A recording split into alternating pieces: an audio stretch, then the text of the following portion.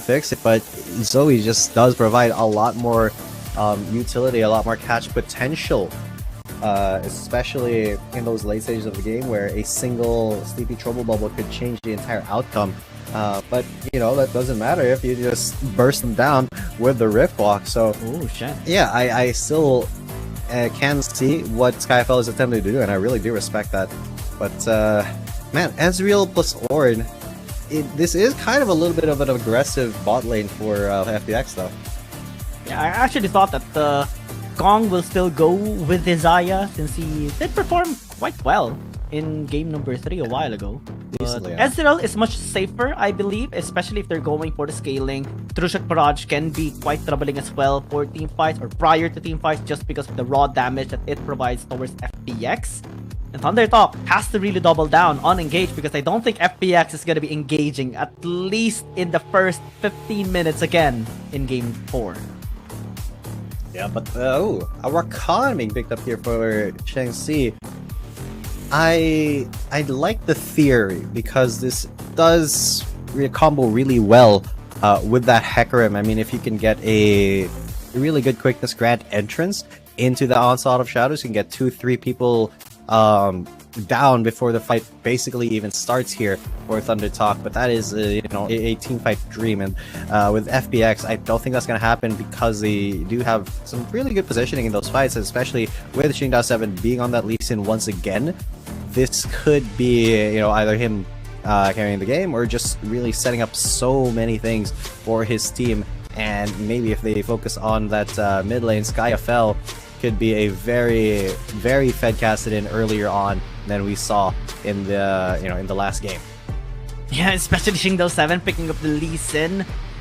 Oh man, I'm so excited to see what the plans are by Thundertalk and FPX and how they will be able to successfully execute their strategies, because Thundertalk being on the back seat, or at least having their backs against the wall, especially in the series after losing 2 times in a row against FPX, is looking to finally be able to penetrate their defenses of FPX early into this game, especially with the Rakan pick.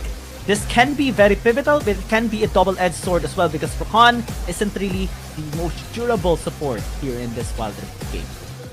Yeah, he really isn't, but the utility and the engage he does bring is pretty insane for, you know, a squishy support. And of course, in a big fight when everybody's grouped up, the quickness is such a good tool, but it looks like Shenxi is in a little bit of trouble. He can't flash out of here. But yeah, come on, Kong, let them be. It's a supportable battle early. Yeah, it was like just trade blows as supports, man. But yeah, now Soil has no support for level 1, has to play backwards, and this does give Kong that so much leeway, such a big advantage really. This is a weird stat. Area of Perseverance, 701 HP per minute as a heal. Yeah, that's high. Interesting. But yeah, that is a very high stat per minute. So that is a lot, actually, if you think about it, because considering that you know, like usually towards the later stages of the game, there's like 2,000 something health on you know, kind of 2,000 health on the carries. Yeah. 700 and I did the health math. on it is big. That's a total of 12,000 health. Dang. By Shenxi in the previous game. Oh. It was 17 minutes. A bit of poke coming in, and again, this is just the Ezreal game in the bottom lane so far. It will take some time before the Zeri is going to be able to press him down as well. So they have to sit back and relax first. Yeah, sit back and chill for now. But there is no mistake that Kong and Chao definitely want to have more control of the spot lane, at least for this game. And they have spotted out XY, chase him away, get that information of where he is. Look at Shin, he's so low already, just by battling Dawn 128, and that's what happens with the Fiora. Yeah, Dawn 128 having to main the Jax actually can be useful as well, because he knows how to counter the Jax as well. He's doing it so well with the Fiora in the top lane, able to deny a couple of XP and gold away from Shin. Just picked up this pressure right now, is forced under the tower to safely farm. Bo7 is in the area as well. waiting if ever Shin will engage, but so far he doesn't. He just walk away, go back into the base, and reset for now. Could have been a setup for a Dragon's Rage and Insect play for Shingdao7, but you know, he doesn't want to risk anything all too much, especially this early on, 2.5 minutes in.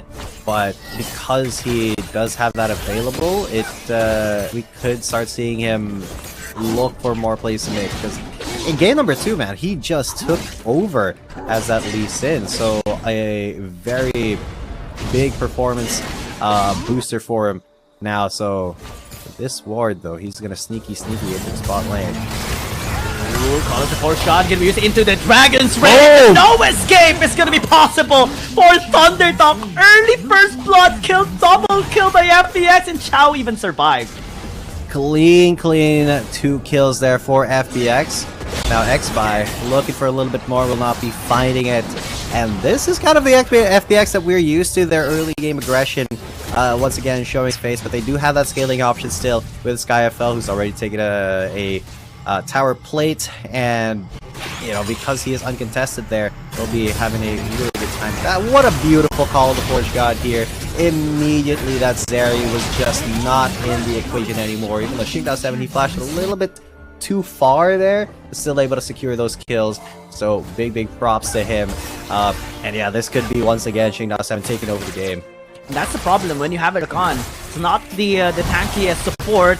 Chao engaging once more. And while Chao even survived 1 HP, tower cancelled its auto attack as well. Was so unfortunate for Thundertalk, because they could have had at least a 1-for-2 trade. Nothing was actually acquired by Thundertalk a while ago. Yep, Thundertalk just... It seems like they're being a lot more passive now.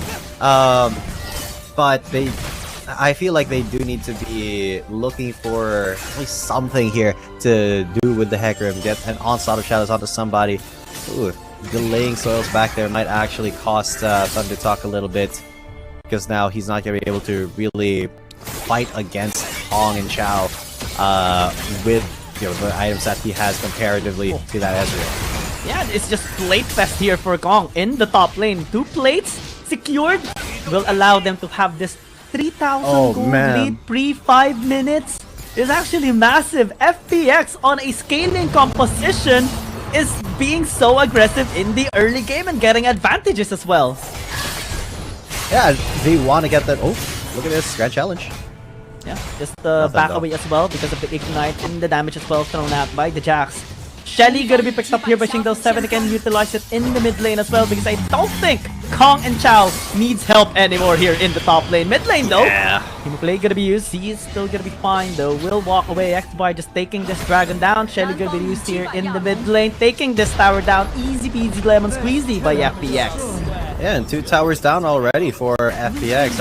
I called their macro lacking it earlier, but now it is definitely on full display. Thundertalk, they're still trying to, get what they can, tower plates, and whatever source of gold that they can get, but it is just a big lead building up for FPX already from like the very first start of the game. Now XSpy though, he's trying to go for a very sneaky lane gank. Yeah, Gong is sensing it, is smelling a bit of a gank here, but he will still overextend, and the pickup should be there. 1 kill by Thundertalk still. Lots of investment though to just pick 1 kill is just respect by Thundertalk towards FPX. Yeah, most definitely FPX had the opportunity to fight that with Shingdao7 around, but yeah, Kong just kind of overextended a tiny bit, got Grand Entrance, and that's all she wrote there. It just FPX being a tiny bit careless, even though he was shooting shots through that bush, was not able to spot anybody else, so he thought it was a little bit safe. Oh, Black Zone! It actually be tilting there for Shingdao7. Also unfortunate, but still he was able to escape. Good on this side. Yeah. He has to be very careful though. If they make more mistakes than that, then all of the lead can just be thrown over the bus. Yeah, because honestly, this series is about who makes less mistakes. because that is basically what won the first 2 games, was mistakes being made and comebacks being felt to the team that was winning initially. But now it is all about FPX just kind of controlling this game. Already a 4,200 gold lead, 2 towers down. This is pretty huge for this early in the game. So they can definitely start working their way in further and contesting those objectives really well. Yeah. And it's all because of 3 members here of FPX. Don128 in the laning phase, Kong as well, and Shingdao7. Now XY gonna be visiting in the bottom lane, will be just denied of a gank simply because of how the defense is really good here on the side of FPX. It has to be 4 people just to kill Kong, and that's the main problem here of ThunderTalk. Yeah, even though ThunderTalk did get that 1 kill onto the Azrael, they as you said, they invested so much into it. But look at this grand challenge. Yeah, not gonna be fully procced here by Don128. Shin is doing a really good job holding his own in the laning phase. Is having a bit of trouble, but with the help of his allies, they should be able to at least take this third down or deal a massive damage towards it. It's like they are gonna be fully committing. FPX did get the tower in the bottom lane. Don128 just preventing the full push. And Go7 getting the kick onto XY. Onto the charge is gonna be used though. It's gonna be massive damage taking the lead down. Call it the board god though. Knocking someone in the members here of ThunderTalk. The charge is gonna be there. The breath as well. Soil taking too much damage. Vladimir's gonna be taken down. Great damage coming through from Kong. And a great answer by FPX. 2-for-1 for FPX, a buy one take one special being shown here by FPX, and because everyone else was so low from that fight, now Kong has pretty much free reign to go on this tower a little bit, but XBuy coming in to go for that defense. Look at this this map control now by FPX. It seems like they're all over the map when ThunderTalk wants to make a play, even though they were the ones who initiated that and got the first kill. They were not able to come together as 5 and defend against the Azrael that was coming in. Yeah. You get 1, we take 2, basically is the statement every time by FPX, and it's coming to reality as well. ThunderTalk, a team that was number 1 in the group stage, right now is struggling against FPX, a team that definitely has struggled a bit during the regular season, has been able to clutch it out, qualifying for the playoffs, but has been dominating ever since. And honestly, that is just a playoffs buff for FPX, man. This is something that we weren't able to see last season, but now they are definitely making the most of this playoffs. If they're able to take ThunderTalk down here, that is going to be a really huge achievement, because they really were dominant in the regular season, in the group stages, but now everything is just looking like FPX has full control. They just got that Drake for free, no contest from ThunderTalk at all. Yeah, we're seeing Sky FL even bullying XY in that instance, preventing any access for the Sakaram to get into the Dragon's Pit, and soul denied, basically, by FPX towards ThunderTalk. Yeah. Even though ThunderTalk has been really on point with getting that first Drake for the entire series, they have not yet been able to secure that Dragon's Soul so far. FPX has just been denying it again and again and again, and that's something that I think will be continuing throughout the rest of this series, whether it's one more game after this, or if we go the full 7. Because honestly, it looks like FPX is just on a different level than ThunderTalk now, which is kind of curious because they lost really badly, I would say, against them in the regular season. Yeah, FPX has been a team that definitely struggled not only in the regular season of this season, but especially last season as well. They weren't even able to qualify for the playoffs last season, but right now they're really making it happen. They're just valuing this spot right now that they're getting. Shin is dealt so much damage by SkyFL, and it's just a level 11 Kassadin. 2 items, still the same items that he did pick up a while ago in the previous game.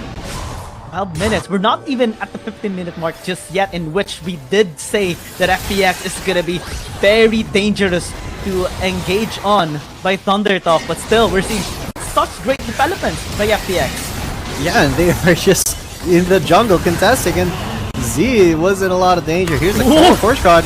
Z has to escape, has to flash away. The kick is going to be there as well onto X-By, and he will just use the man. Escape. Single 7 though, going with the Destinating Strike and will be taken down here by Soil as well. It's a big mistake by the Lee Sin, and Thundertalk is there to capitalize. Yeah, thankfully there is not really a huge objective that Thundertalk can go for. I'm sure they can try to pressure some turrets, but you know Baron is out of the picture. Or at least cannot be tried there, as well as no dragon. But that was a look at this resonating strike. He went so deep. You know that it's at least in meme. My mind's telling me no. But the body just went through there. Oh, unfortunate for Chick7. Intrusive thoughts. What? Oh wow, the burst! What? Okay, it's two One things. shot. Just Kassadin, late game Kassadin things, and the Rakan just basically being so squishy. Even if you build tank items, you're still gonna be very, very squishy. Now, numbers advantage by FPX. Chao going in as well. X-By trying to tank everything, but it's taking too much already. The kick is gonna be there. Also the shadows, but there's the barrage nearly connecting onto him as well. Thundertalk now doesn't have their jungler. The Baron's just gonna be on the table right now by FPX. That was such a very, very small dodge by X-By to get out of danger there of the true shot barrage. Baron being secured here by FPX gives them a nice little gold boost. And of course, they will be sieging it down really, really well with an Ezreal. One of the best champions to siege down with. So expect Thundertalk to kind of have a lot of difficulty now in their tier 2 turrets before this Drake. So man, what a big play. But look where Shang-Chi is looking for a backdoor play here against Kong and Chao. Good plan. 2 versus 3 in case, but actually Z already took a lot of damage from the pokes there of Kong and Chao. You have to call off the gank there in the mid lane. Look at the confidence here of FPX! Dude, 2 versus 5 and they're not scared at all. Kong still continues on the poke. Despite having a Rakan on Thundertalk's side is insane. It is basically a statement here by FPX. Topside though gonna be initiated here by Don 128 against 2 people. The Call of Lords gonna be passive as well. Barrage top gonna connecting, Sing as well, just burning to death. Still gonna be able to blow the candle off or the fire down. Thundertalk still is intact, has 5 people, but the base is now being knocked down by FPX. All outer turrets destroyed already. Massive value of this Baron right now.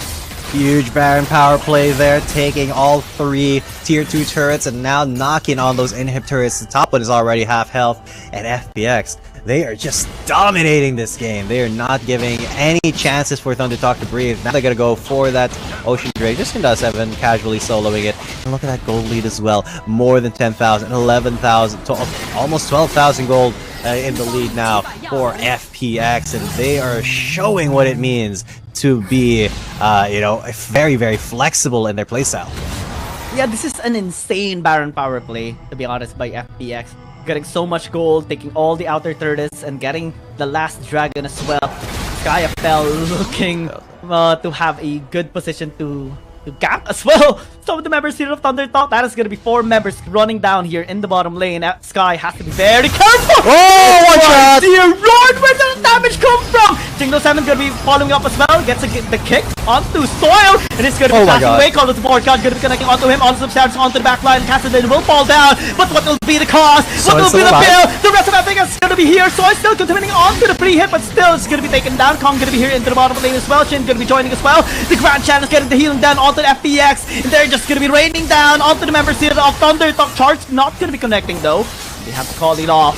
But 2 kills in exchange for 1 is still massive, and that damage by Skyafel is just insane. The Towers going to be falling down in the bottom lane. Shin still going to be committing onto the spike. Counter-strike going to be used. X-Fire gonna get deleted in an instant. And again, it's just a statement here basically by FPX. And they're just gonna be running down here onto the Nexus. He's gonna be here, but to no avail. FPX match point already against Thundertalk. 3-1. Very close to the series already. I'm getting chills with how well FPX is